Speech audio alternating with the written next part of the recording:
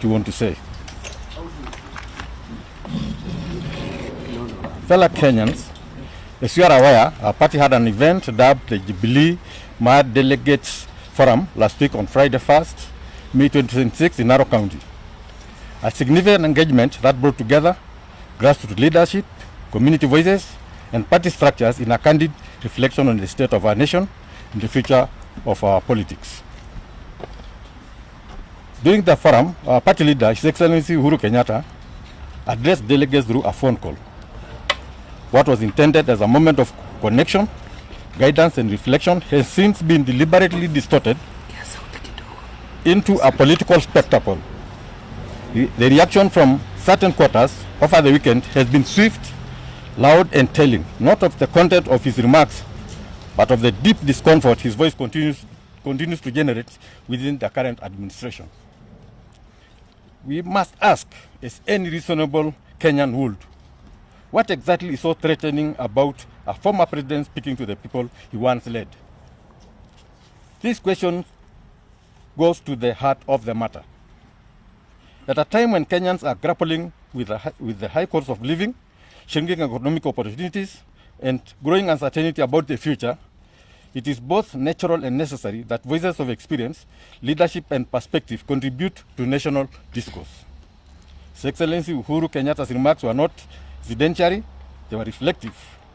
They were not divisive, they were grounded in the lived realities of millions of Kenyans. And yet, they have been met with hostility that betrayed a troubling security at the highest level of leadership. His Excellency Uhuru Kenyatta remains a statesman of immense stature within Kenya, across the region, and on the continent. His leadership record, his role in regional peace initiatives, and his continued engagement in matters of national and continental importance place him firmly within the league of leaders whose voices cannot and should not be confined by political convenience. His right to speak is not a privilege extended by those currently in office. It's a constitutional guarantee. It is anchored in the very democratic principles that define our republic. To suggest otherwise is so fundamentally misunderstood or willfully undermine the Constitution. From the very first day of this administration assumption of office, it has sought to construct a political narrative anchored not in its own vision or delivery, but in the constant invocation of His Excellency Uhuru Kenyatta as a point of blame, distraction, and deflection. Every challenge becomes his legacy. Every failure is conveniently projected backward. Every unmet promise explained away by invoking his name. This approach is not only intellectually lazy, it's politically dishonest. Leadership is not inherited blame. It is assumed responsibility. The mandate to govern is not accompanied by the luxury of excuses. Kenyans did not vote for retrospection. They voted for solutions. They did not vote for endless political theater. They voted for tangible change in their daily lives. Yet today, the ordinary Kenyan continues to wake up to rising food prices, increased taxation, limited job opportunities, and a growing sense that the distance between promise and reality is widening by the day. It is within this context that the fixation on His Excellency Uhuru Kenyatta must be understood. It is not about him, it's about the failure to confront present realities. We are particularly concerned and hit alarmed by reckless statements from certain political actors threatening punitive action against the former president, including the suggestion that his retirement benefits could be withdrawn. Such statements are not only constitutionally untenable, they represent a dangerous erosion of the respect and dignity accorded to the office of the president, both past and present. Retirement benefits for former presidents are not political favors to be granted or withdrawn at will. They are legal entitlements grounded in law, designed to preserve the dignity of the office and to ensure continuity and stability within our system of governance.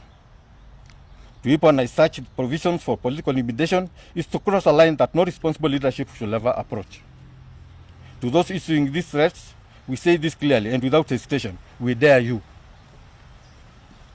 When a former head of state is targeted for expressing his views, what message does that send to the ordinary Kenyan? To the student with an opinion, to the journalist asking difficult questions, to the business owner expressing frustration, to the young person demanding accountability. What message does it send? It sends a chilling message that dissent is unwelcome, that alternative voices are inconvenient, and that power must not be questioned.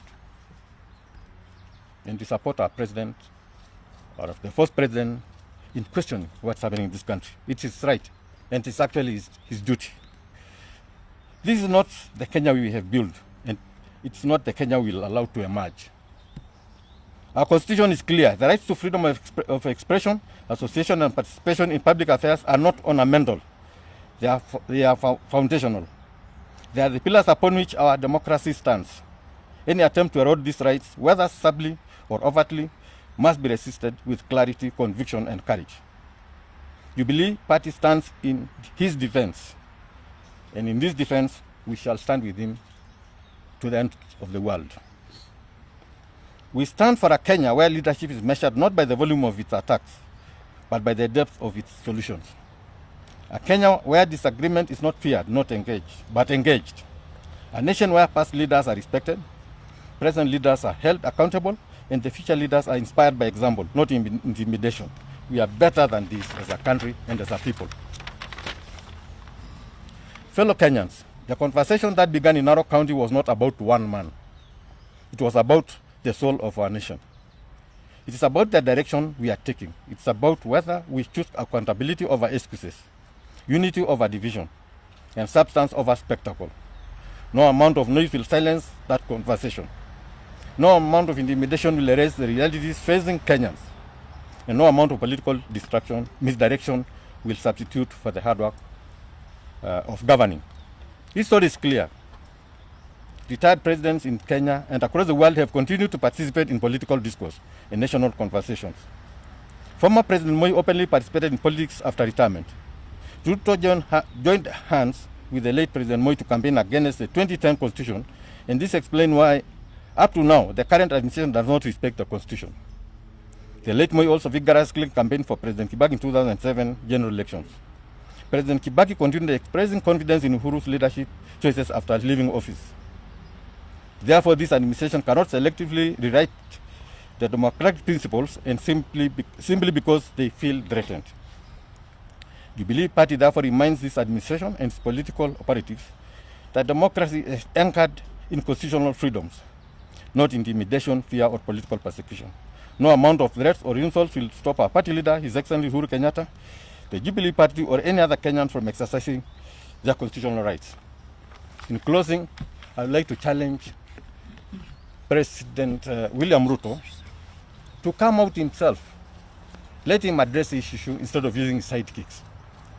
If he has anything to say about President Uhuru's activities in addressing the problem besetting this country, or destroying this country, let him come out as a man and address it himself. He owes President Uhuru a duty to protect him, to ensure that he is respected as head of state, just as he himself will want himself to be respected after he leaves office. I like to give, because the youth are also perturbed by what's going on in this country because it's destroying their future. I'd like to give the youth leader of our party to say a few words before the other official also say something to the Kenyan people. Thank you. Thank you very much, members of the Fourth Estate. My name is Angel Mbuthia. I'm the National Youth Leader, Jubilee Party. And today I want to state categorically that we, the youth of Kenya, are very disappointed. Kazi yetu imekuwa kuamka asubuhi kufanya kazi ya kutafuta kazi. But the people at the top do not care about our situation. Uhuru Kenyatta is not an enemy. When Uhuru Kenyatta was in office, he spent 90 billion in his 2 terms. The man at the top today has already spent 89 billion in only 3 years. What does that tell us? Very soon, now that they have allocated 17 billion to the budget of the Office of the President, that means even the oncology department will now be moving to Gate D.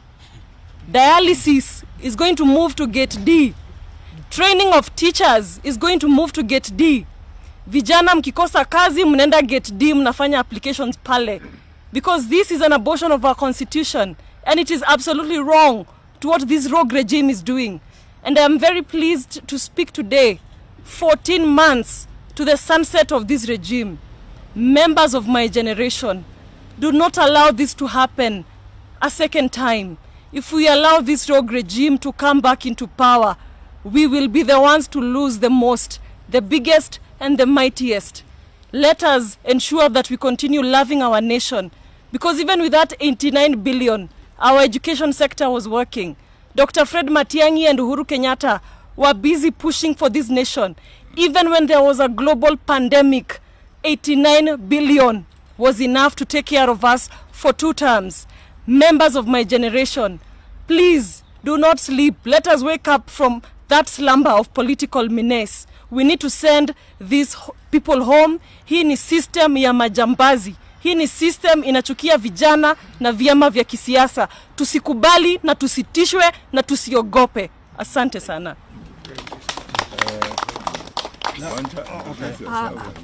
Thank you very much. My name is Wanja. I just wish to ask members of the press to actually play the clip where Uhuru made that phone call. I don't see anything else that would have annoyed them much other than the fact that he called for democracy. He also called for people to respect political rights of others. Under this regime, political parties in Kenya have been having a very high mortality rate. Is it mortality or morbidity? They have been dying. Look at some of the most prominent political parties now that are having a lot of grudges, and we know who is the undertaker and we know who is behind all this. Like all other employees who have worked and left their workplaces, Uhuru Kenyatta has a right to his pensions. We cannot decide that out of him exercising his political rights, we can take them today and then tomorrow when he quote unquote toes the line, you give him back his money. And lastly, yesterday in the evening, one of the most prominent governors who was elected under the ruling party did not speak much, but he said that if he's going to vie again, he will not, he emphasized not, vie with this current political party. One would ask, why would such a prominent governor say that to the whole public? It is because, like all other people who are elected under that party, they do not have faith in this regime. Therefore, the president, his agents, should focus on the real issues. We are talking about capitation, we are talking about money to the governors, we are talking about employment. The last thing that should bother them for a whole weekend is Uhuru's phone call to his supporters. Asante. That's Wanja, our leader of people living with disabilities in Jubilee Party. And she was speaking on behalf of people living with disabilities. We will conclude this press conference by in addition to what we have presented in our statement, by saying this. And after this, ladies and gentlemen of the press, we will take 1 or 2 questions. There is a time in life you hope that in a serious country like ours, there are things you do not need to spend time on. I mean, there are retired presidents across the continent.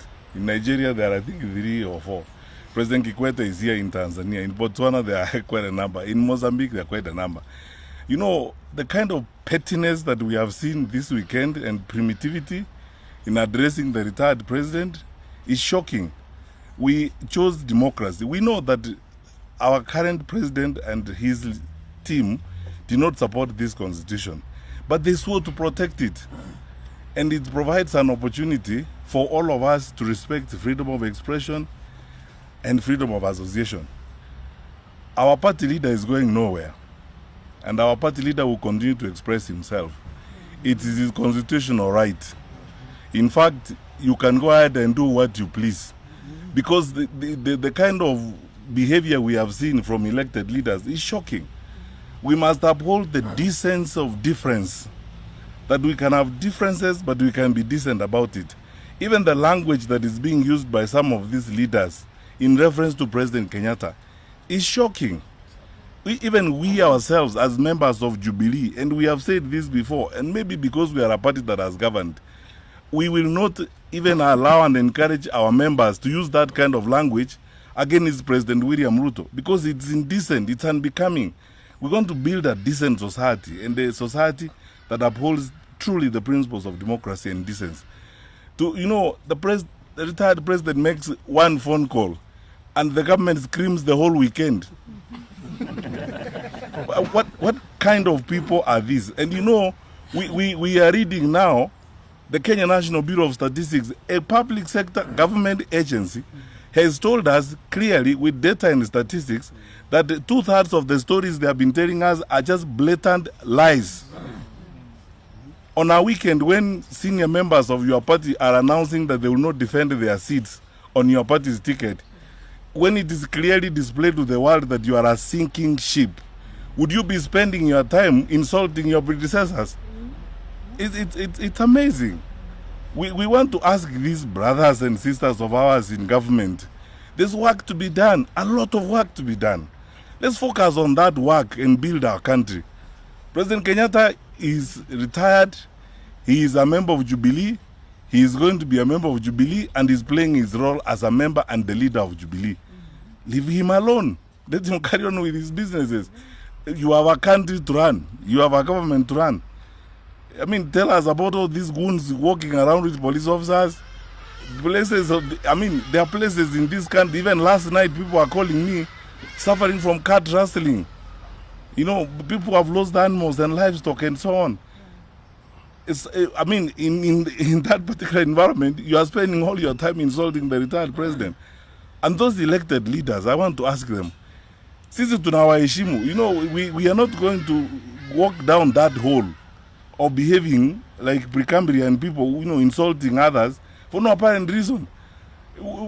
Tutawaheshimu, hatuwezi kuwatusi, lakini tafadhali, let's build a modern country. Kenya is a serious country. When you see the kind of arguments we're having, it's a joke.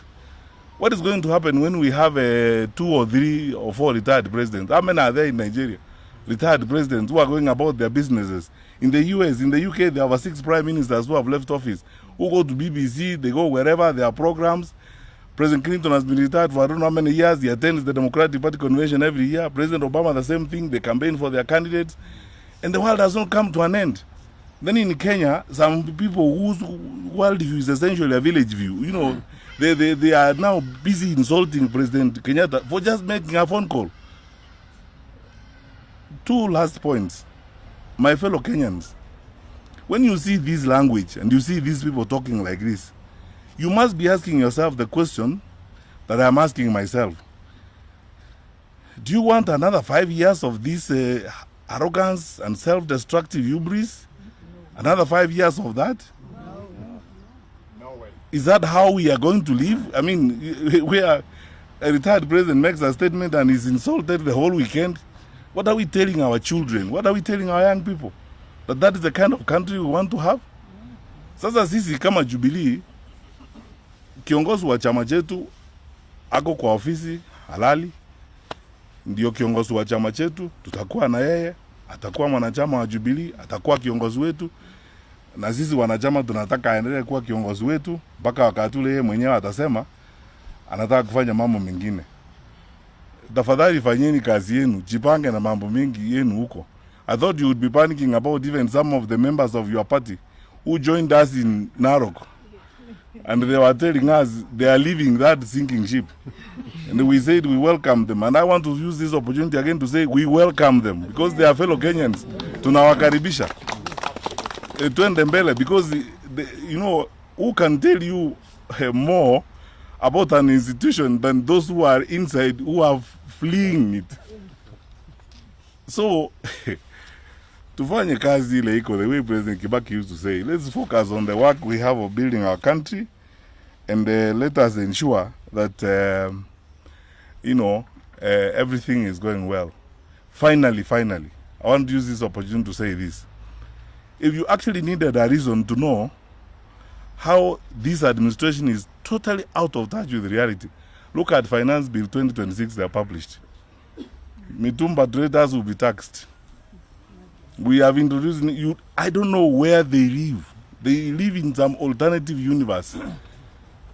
But my parting words are this. fellow Kenyans, don't lose hope. Don't give up hope. 14 months down the road, we will turn the corner. We are going to change things. Our country is great. It has no problem. We are better than this. And we are ready to recover our country from the hands of these fellow Kenyans who have different interests from those that all of us have. But we will engage with them in respect and respect the officers they have, because we respect our constitution. And we ask them to do the same. As I said here, some of the language they use, even we who are in the opposition cannot use it against President Ruto, because that is not how our country grows. Na tunawaeleza tafadhali. Let us espouse the decency of difference. You can be on different sides of the argument, but be decent about it. And for those others, like those elected leaders who are speaking as they are speaking, please grow up. Please grow up. Kenya is a serious country. We are 63 years into independence. Grow up. Conduct yourself as leaders. Thank you. Yeah. Yes, we'll take questions, and I want to announce that 2 or 3 of us will be here to address the local language stations. Zach and one other member of our NEC will be here to address local language stations after this, basically, to translate this. Yes, sir. Yes, sir.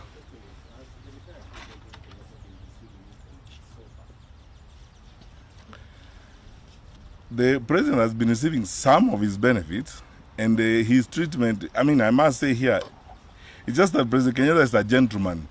There are some things that we have not been hoping to drum up and play up. Because as somebody who served in government at a senior level, I am shocked. You know, handling a retired president is the easiest thing on this earth. For any government to, the easiest thing on this earth. Because the constitution prescribes what he should get and how he should be treated. When the cars are 4 years old, they are supposed to be replaced. When the employees he decided to go with are treated differently and so on. I mean, when the president can't even be given very basic benefits that he deserves, it's just that he's a gentleman. He doesn't want to make issues about it. And then he's focusing on going on with his life. I think it's upon the conscience of those who are in leadership to respond to that question. Next. We just wanted to know the issue of Kalau. Are you going to field one candidate as the united opposition? First of all, on Kalau, by the way, we've had and we have told, we have people in the field who are documenting information. We hear there are people aligned to this administration who are buying ID cards, which is a very, very serious offense. And they have already started what they are very good at, bribery and pouring money and, running around households and giving people money. That's what they are famous for. And we're asking the members of the public in Kalau, please, the money is yours that is being stolen. That's why there's no money in school. That's why we have challenges in hospitals and so on. That money has been diverted to come and bribe you. So if you take it and spend it, you're not making a crime. It's your money anyway. But we are in consultation. Our NEC as Jubilee will meet tomorrow. And we will consult. We are members of the United Opposition conscientiously. We have decided to be part of the United Opposition. We will consult with the other NECs of the United Opposition parties.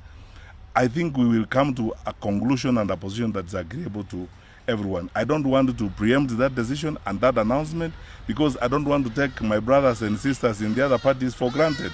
We respect each other's institutions. They are doing their own meetings. We will do our NEC tomorrow, and then we will converge and take a position together, which we will communicate to the public. That's how we would like to operate. Will we see the president hit the road on Kalau? Now you're asking a different question by which you are putting the cart before the horse, my friend. Yes.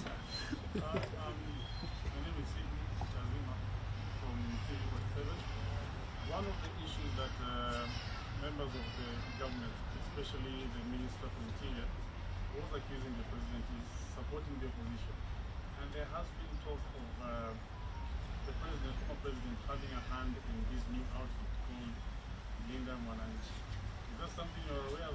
And is that an outfit you'd be open to work with in the future? First of all, there are two questions in one. First of all, Jubilee is a party in the opposition. Uhuru Kenyatta is a party leader of Jubilee. So how can you accuse him of doing what his position is supposed to be, namely leader of Jubilee? How is he committing a crime by supporting his party, which is not in government? Jubilee, we are not in government. We are not part of government. So how can you accuse us and accuse our party leader of doing what he's supposed to do as our party leader?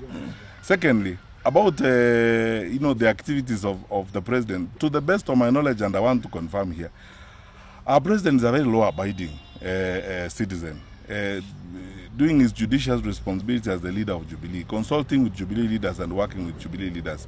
Will we as Jubilee work with leader Mwananchi? Of course, we will work with all people who want change in this country. Yes. We will work with all people. I mean, I don't know how many of us would like to see this administration in power 1 minute longer. We will work with everybody who's in that particular mold. And then leader Mwananchi is very much in that particular arrangement. We will work together. Next. Emmanuel.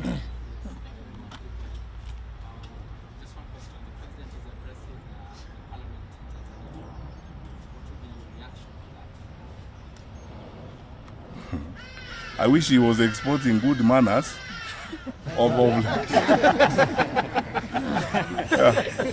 I wish he was exporting good manners there of respecting the retired president and respecting democratic institutions.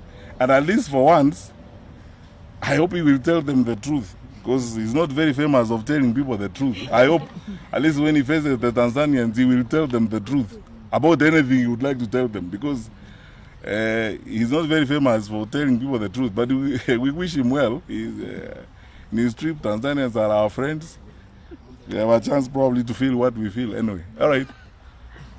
Thank you so much, good people. God bless you, and we'll be in touch.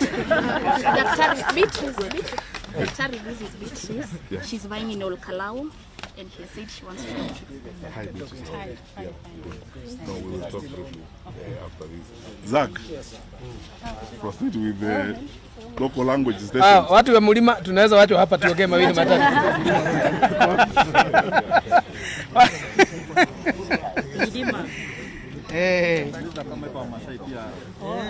Are there mass stations?